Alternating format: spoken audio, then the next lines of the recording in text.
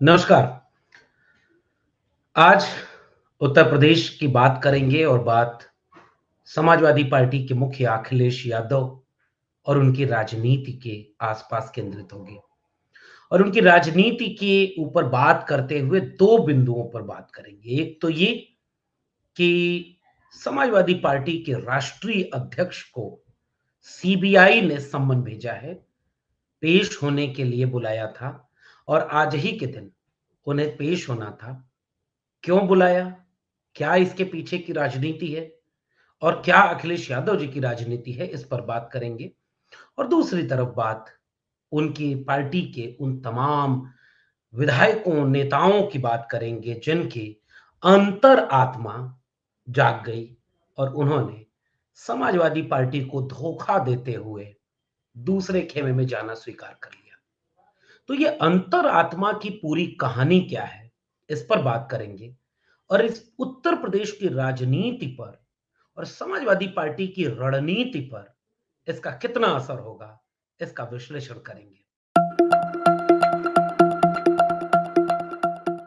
तो आज की बातचीत उत्तर प्रदेश की राजनीति पर ही है और वो राजनीति का केंद्र इस समय उत्तर प्रदेश का सबसे प्रमुख विपक्षी दल समाजवादी पार्टी की राजनीति पर है। जब भी देश में तानाशाही रवैया होता है, जब भी देश में तानाशाही शासन की प्रवृत्तियां उभरती हैं, ऐसे वक्त में सत्ता अगर किसी के ऊपर केस करे, मुकदमा करे या जेल में भेजे, तो इसे इस रूप में माना जाना चाहिए कि ये आपके ऊपर तमगा है, ये बैच ऑफ ऑनर है।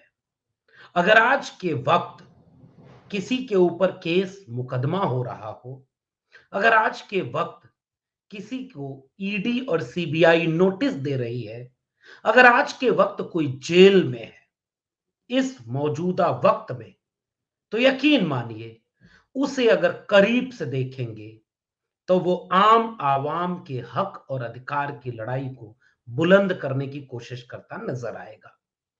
देश भर में तमाम लोग ऐसे हैं जो आज रेवड़ी, मलाई और इन तमाम लालचों में, डर में झुक गए और दिल हार गए, दल हार गए। ऐसे वक्त में जो नेता ईडी और सीबीआई की नोटिस के बावजूद न डिगे न डरे, वो नेता आप यकीन मानिए जनता के पक्ष में खड़े हैं। और जब भी इस तरह के तानाशाही दौर आते हैं, जब भी सत्ता राजनीति में चुनाव लड़कर के अपने प्रतिपक्षी को हराने की बजाय उसका मूल फर्ज बन जाता है कि अपने प्रतिपक्षी से सामने से चुनाव लड़के शिकस्त देने के बजाय पीछे से हमला करे, उन्हें तमाम साजिशों के साथ विपक्षी गठबंधन को तोड़ने की कोशिश करे, जिन पर कल तक आरोप लगा रहे थे कि वो भ्रष्टाचारी हैं, वो परिवारवादी हैं, वो अन्याय अत्याचारवादी हैं, उन सारे लोगों को अपनी पार्टी में मिला ले, या जो न डरे न झुके, यानी जो किसी पद की लालच में, किसी सेटिंग की लालच में आपके साथ ना आए, उन्हें जेल में भेज दो ईडी और सीबीआई भेज करके। तो राजनीति का यह जो चरित्र आ रहा है,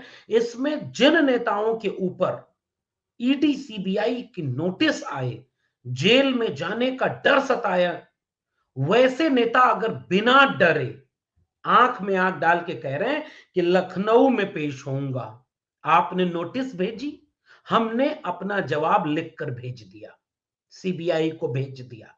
मामला 2014-15 के आसपास जब अखिलेश यादव जी उत्तर प्रदेश के मुख्यमंत्री हुआ करते थे और खनन मंत्रालय, या 13-14 के आसपास की बात होगी, उनके अंडर में आया करता था, तो किसी कागज पर दस्तखत को लेकर के कोई एक सामान्य सा मामला, और जिसके ऊपर यह आरोप लगा कि खनन घोटाला हुआ है और खनन घोटाले पर सीबीआई ने नोटिस भेज दिया कि आपको 29 फरवरी को दिल्ली में पेश होना है।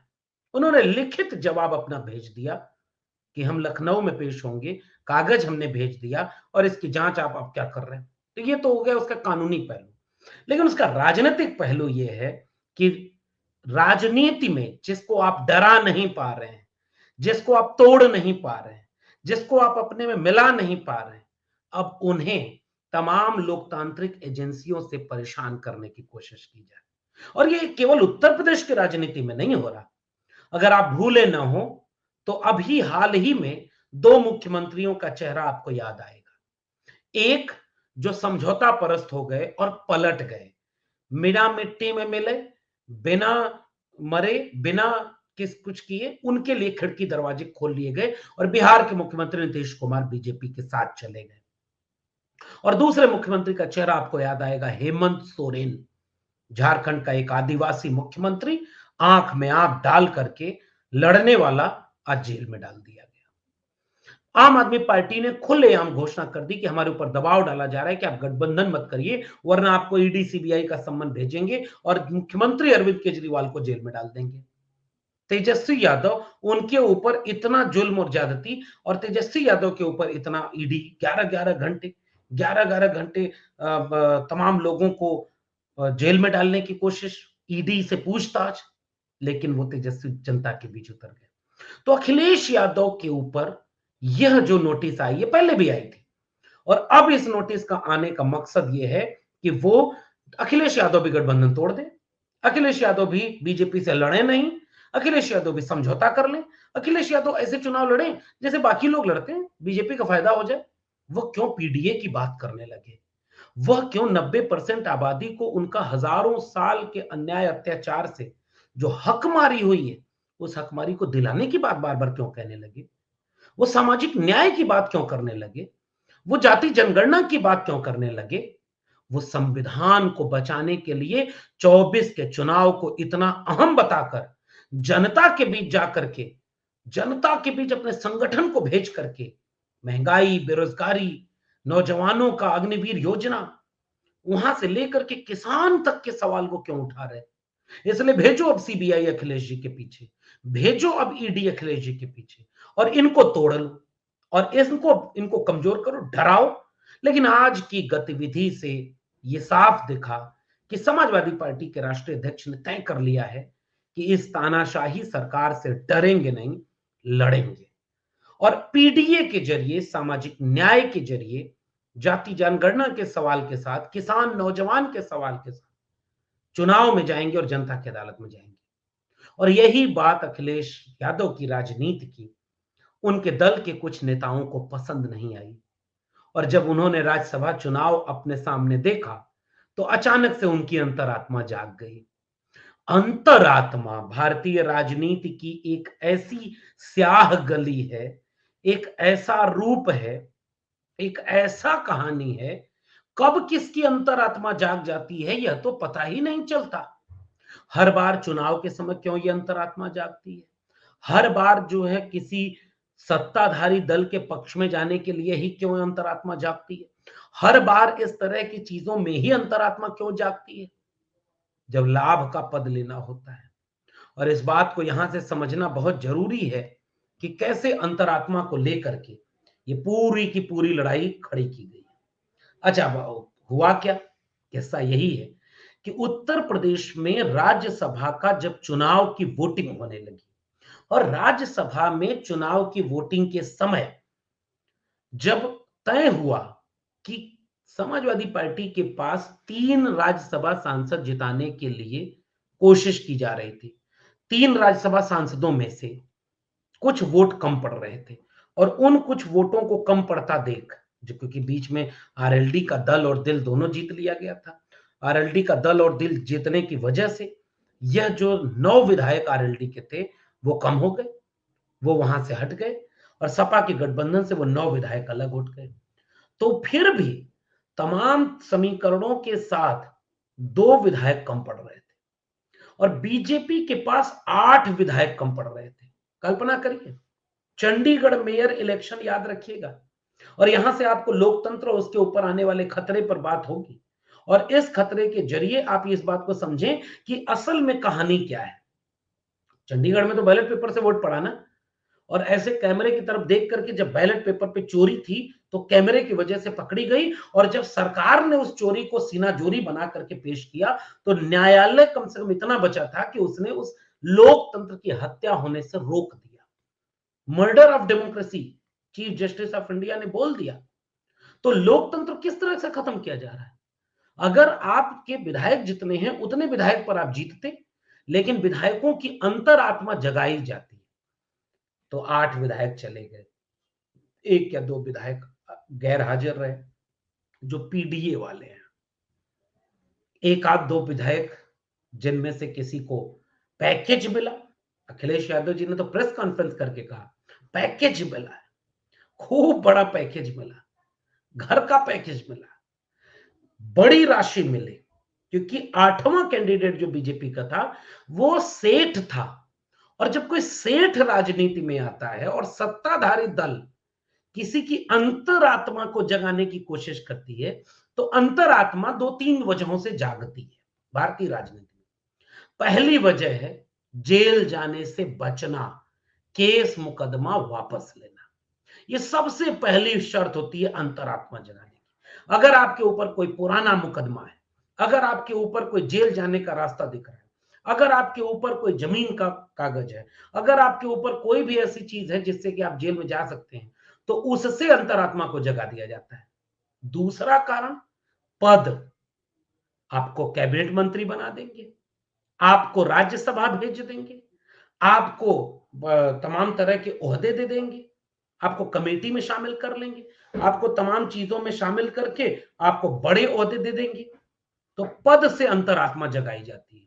और तीसरी और सबसे महत्वपूर्ण चीज, पैसे से। कितना चाहिए आपको अंतरात्मा जगाने के लिए? अच्छा, जिसकी अंतरात्मा जितना गहरी सोई होती है नींद में, वो उतनी ही ज्यादा बोली लगा करके अपनी अंतरात्मा को जगाता है। और ये भारतीय राजनीति में नया नहीं है। और इस तरह से उत्तर प्रदेश में अंतरात्मा को जगा करके एक सेठ के राज्यसभा चुनाव में जिताने के लिए समाजवादी पार्टी के लोगों को क्रॉस वोटिंग करा दी गई। और उसमें से वो नेता 8 में 5 वो नेता थे जो पीडीए की राजनीति के बाहर थे। पीडीए, पिछड़ा दलित अल्पसंख्यक। समाजवादी पार्टी उत्तर प्रदेश में एक ऐसी वैचारिक राजनीति पर खड़ी है जो बीजेपी के सामने सबसे बड़ी चुनौती बनकर के खड़ा है। बीजेपी धर्म के नाम पर गोल बंद करती है। बीजेपी चाहती है कि सब लोग मंदिर या मस्जिद के नाम पर वोट दें। बीजेपी चाहती है कि हर देश का नागरिक इस बात को देखे कि कौन राम का विरोधी है, कौन राम का नहीं है, कौन मंदिर गया, कौन नहीं गया, और उससे जोड़ करके उसके लोकतंत्र का सबसे बड़ा निर्णय कि आप अपना वोट किसे देंगे। ये कोई सामान्य निर्णय नहीं होता लोकतंत्र में, यह लोकतंत्र का सबसे बड़ा निर्णय है। अगर वोट प्रभावित हो जाए, वोट किसी गलत मुद्दे के आधार पर दे दिया जाए, वोट बरगला कर दिलवा लिया जाए, वोट खरीद या बेच लिया जाए, तो लोकतंत्र खत्म हो जाएगा, या वोट के चोरी कर ली जाए। सोचिए, एक अकेला सब पर भारी, लेकिन उसको अगर 8 एमएलए चाहिए तो सीधे सीधे वो दूसरे के एमएलए को ले रहा है अपने पाले में। अच्छा, कोई ऐसे अंतरात्मा तो बाहर से जागती है। आंख में पानी चाहिए होता है, और वो पानी देश की राजनीति में खत्म हो चुका है। और इसलिए ये अंतरात्मा कहने की बात होती है। कभी अपने पुलिसिया इनकाउंटर की कहानी अखबार में पढ़ी है? एक अपराधी सामने से आ रहा था, मुखबिर ने इशारा किया, सामने से आते हुए उस मुखबिर को जब इशारा पाया गया तो पुलिस गश्ती दल ने उसे रोकने की कोशिश की। उनमें से उन्होंने हमला कर दिया। जवाबी हमले में एक अपराधी मारा गया और उसका साथी भागने में कामयाब रहा। 99% इनकाउंटर की कहानियां ऐसी ही होती हैं। और इस तरीके से जो इनकाउंटर की पूरी कहानी है वह यह बताती है कि असली कहानी कुछ और होती है। राजनीति उसका सबसे बड़ा अड्डा है जहां असली कहानी क्या है ये सबको पता है। वो सबको पता है कि किसकी जमीन किस जिले में खरीदी गई थी, कौन किस पद की लालच में, किस टिकट के लिए, किस बिल्डिंग के लिए, किस चीज पर बिका है, लेकिन कहने के लिए उसके पास एक अंतरात्मा है। और इस अंतरात्मा की राजनीति वह पार्टी कर रही है जो अकेले 400 पार लाने का दावा करती है। इस तरह की अंतरात्मा की आड़ में वोट की खरीद फरोख्त की राजनीति वह पार्टी कर रही है जो कहती है कि वो दुनिया की सबसे बड़ी पार्टी है और उसके पास जो नेतृत्व है वो दुनिया का सबसे ताकतवर नेतृत्व है। तो उसे गठबंधन तोड़ने की कोशिश करनी पड़ रही है। इंडिया गठबंधन का सूत्रधार कौन है? नीतीश कुमार। तोड़ के अपने पास लाओ। अच्छा भाई, महाराष्ट्र में कौन है? शरद पवार की पार्टी। उनके भतीजे को जो जेल में चक्की पीसिंग पीसिंग तोड़कर अपने पास लाओ। अच्छा भाई, असम में कौन मुख्यमंत्री है? अरे भाई वो तो भ्रष्टाचारी, उसके ईडी जांच हो रही है। अच्छा, जब से वो बीजेपी ज्वाइन कर लिया ईडी की कोई जांच नहीं हो रही। ये तोड़कर अपने पास लाओ। ये कौन पार्टी कर रही है? देश के सबसे, और गृह मंत्री अमित शाह इंटरव्यू में बोल रहे हैं कि वो स्वतंत्र एजेंसियां हैं, वो अपने अधिकार में काम कर रही है। पत्रकार बैठा होता है तो पत्रकार बिना तैयारी के डरते हैं जैसे गृह मंत्री के सामने। पत्रकार के पास वो दस्तावेज नहीं था जिसपे वो बताती। जब गृह मंत्री बोले थे कि 95% कन्विक्शन नॉन पॉलिटिकल लोगों का है, तो 5% पॉलिटिकल लोग में कौन पॉलिटिकल पार्टियां हैं? पत्रकार क्यों ये तैयारी करके नहीं बैठा था कि अगर 100 के ऊपर के मुकदमे ईडी ने दायर किए हैं पिछले कई सालों में, तो उन 100 में से 99% मुकदमे केवल विपक्षी दलों के खिलाफ क्यों ईडी सीबीआई, जैसे अखिलेश यादव के खिलाफ क्यों मुकदमे, और जैसे ही वो कोई नेता बीजेपी ज्वाइन कर ले उसके सारे मुकदमे खत्म हो गए। तो अंतरात्मा की आवाज इसलिए जगाई और बंद की जाती है। और अंतरात्मा जागना विचारधारा पर है। अखिलेश यादव जी की पार्टी की तरफ से विधानसभा में मुख्य सचेतक रहे नेता मनोज पांडे कहते हैं कि राम मंदिर जाने से रोका गया। और वही मनोज पांडे हैं जो स्वामी प्रसाद मौर्य जी के ऊपर लगातार हमलावर थे कि पार्टी का नुकसान हो रहा है, धर्म के विरोध में काम हो रहा है। और वही मनोज पांडे जिनसे पूछा जाए कि वो पीडीए से चुनाव जीतते थे कि सपा किससे चुनाव जीतते थे, सपा ने पिछले 30 साल में उनको क्या क्या दिया, लेकिन वो नहीं माने। बीजेपी में चले गए तो उनकी अंतरात्मा जाग गई। कोई नेता कह रहा था कि मुलायम सिंह जी जेल से टिकट दे दिए थे और उनका जिंदगी भर एहसान रहेगा, जब कह देंगे छोड़ के चले जाओ तो चुपचाप घर बैठ जाएंगे, पार्टी नहीं ज्वाइन करेंगे। वो सारे विक्ट्री साइन बना रहे थे उस पार्टी के साथ जो दुनिया की सबसे बड़ी पार्टी है। इसका भारतीय उत्तर प्रदेश की राजनीति पर यह असर होने जा रहा है कि बीजेपी की धर्म की राजनीति के ऊपर समाजवादी पार्टी और इंडिया गठबंधन की सामाजिक न्याय की राजनीति, आर्थिक न्याय की राजनीति, राजनीतिक न्याय की राजनीति, जाति जनगणना और 90% वंचित समाज को, ओबीसी एससी एसटी को उनका हक दिलाने की राजनीति, संविधान को बचाने की राजनीति भारी पड़ती दिख रही है। और ऐसे वक्त में सबसे बेहतर निर्णय यह होता है कि जितने लोग डरने वाले हैं वो सब सत्ता के साथ चले जाएं। कोई डर के, कोई बिक के, कोई लालच में, या कोई इस विचारधारा से सहमत नहीं है कि पीडीए की बात क्यों करते हो, संविधान की बात क्यों करते हो, तुम भी राम राम की बात क्यों नहीं करते, तुम काम की बात क्यों करते हो, तुम लोगों को हक और अधिकार दिलाने की बात क्यों करते हो, तुम न्याय की बात क्यों करते हो। अगर तुम ये सारी बात करोगे तो हमारी अंतरात्मा जाग जाएगी, और जैसे ही हमारी अंतरात्मा जाग जाएगी हम सत्ताधारी दल के खेमे में चले जाएंगे। उत्तर प्रदेश की राजनीति एक लकीर खींच करके अब खड़ी होने वाली है। पल्लवी पटेल, स्वामी प्रसाद मौर्य या राम गोविंद चौधरी या जितने भी नेताओं को आप ले लीजिए, समाजवादी पार्टी के पास ऐसे कई का दावा, लौटन राम निषाद से लेकर के राजपाल कश्यप, आप मिठाई लाल भारती से लेकर के नरेश उत्तम पटेल, राजेंद्र चौधरी से लेकर के तमाम नेता जो समाजवादी पार्टी में अखिलेश यादव के पीडीए की राजनीति कर रहे हैं, वो राजनीति एक विचारधारा में लकीर खींचकर राजनीति है जिसमें पल्लवी पटेल जैसे लोग बाद में आकर के साथ में खड़े होते हैं आलोचना के बावजूद, और यही पीडीए एनडीए को हराएगा। इस लाइन पर उत्तर प्रदेश की राजनीति गोल बंद हो रही है। और अगर इस लाइन पर समाजवादी पार्टी ने 50% भी उस 90% आबादी का वोट अपनी तरफ लाने में कामयाबी, यानी आधा वोट अगर अपनी तरफ लाने में कामयाबी हासिल कर ले, तो चाहे सीबीआई की नोटिस हो, वो तो तमगे की तरह, अब अखिलेश यादव उसे तमगे की तरह बस अपना रथ लेकर निकले जिस दिन, अब कल्पना करिए उत्तर प्रदेश की सड़कों पर सैलाब होगा।